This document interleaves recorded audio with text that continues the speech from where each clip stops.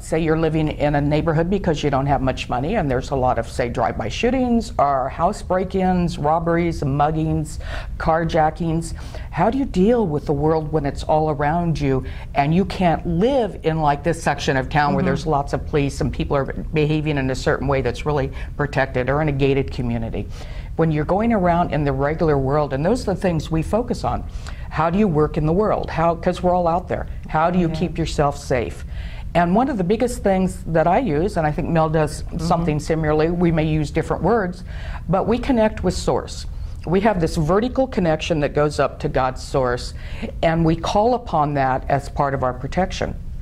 It doesn't matter who your God is, how you worship, what your religion is. You're going to look for what you believe in. If you believe in angels, you would call on them. If you believe in Jesus Christ, you would call on the essence of Jesus Christ. If you believe in Allah, that's who you would go to. If you believe in Buddha, it's wherever you get your spiritual sustenance, your spiritual connection. That's the vertical connection that you want to open up, so that I visualize it like a ray coming down, like a pillar. So there's like this opening that goes straight from me to what I call God's source. And I start there. I do my breathing, I get myself calmed down, and then I open my connection and make sure I'm connected. Then I see, I can do it in a color, some kind of a light, a frequency, a cloud, something that I visualize as the gift from God, or it would be the gift from Jesus, or the angel, or Allah, or Muhammad, whatever it is, that you see an essence of that coming down. And then you surround yourself in it. And you're going to put it below your feet so you don't get hurt by an earthquake or a tremor or something below you. You're going to put it above here so the plane doesn't fall on you. You're going to put it all around you. You want to protect your house.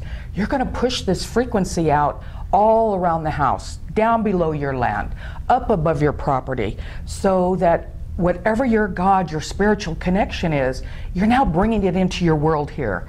It's not somewhere where I would just go to a sacred place and think I only have it there. For us, we walk in it every day. I had this friend, she was so cool when the new Volkswagen Bugs came out. She had this beautiful blue one. And she protected her car by seeing God, for her, had this big pink ribbon. And he tied this big pink ribbon with this big bow on top of her Volkswagen, and she knew that nobody could ever break in or do anything to it because God had locked it up and was protecting it for her. So you're doing this. You'll hear in some of the New Age communities, they talk, in some of the New Thought churches, they talk about a white light of safety around you. And that's coming from wherever their spiritual belief is, and they're bringing it around and encompassing themselves. If I'm going into a neighborhood and I'm feeling really fear, and I pick up other people's fear, I'm an empath, and I can really get it here to where my stomach is almost cramping, I then make sure I've got thick walls of whatever I'm using. I have walls that I see like acrylic so that the things bounce off and go back. I see like mesh so nothing bad comes in, only the good comes in. I can see them as castle walls going out. But the importance is I focus on that protection so much that it becomes real for me. And I'm walking in it all the time, so that, say someone down there is getting robbed, I'm not going to be there at that time, or it's not going to happen to me. It almost makes me invisible. It makes my house invisible. It makes my car invisible. I remember one time I had a pickup. I had it so protected, I couldn't even get trash stolen out of the back. You know, nobody would take it. And I'd have to hunk it around, until I got it to the dump. But how do you do yours, Mel? Well, I have a pillar, and I use, years ago, I had a concept that I saw silver as a silver rain of grace. And so I would include that silver with the white. And I would pillar and make sure that it was anchored down in Earth's core, and up the source, whatever I call God's source, but it could be your creator, the one. But it's building that pillar so that nothing could get under it or over it, and that way, in my mind, I was training to have a vertical connection, and I would imagine it being built with layers and layers so that it was really thick, and then knowing, and then I did a lot of self-talk, because one night there was a light in an outbuilding from my house. It was out in the garage, and I thought to myself, I didn't turn that light on. And I convinced myself that I should be in fear.